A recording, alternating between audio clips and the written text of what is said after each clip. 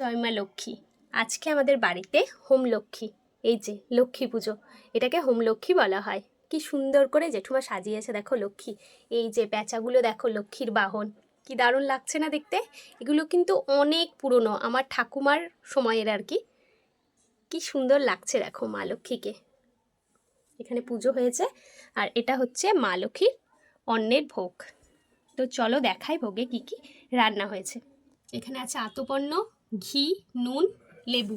এদিকে আছে নিম বেগুন ভাজা, এখানে আছে কুমড়োর তরকারি, এঁচড়ের তরকারি, 5 রকম ভাজা আর ডাল, পাটের শাক ছোলা দিয়ে চাটনি, পায়েস।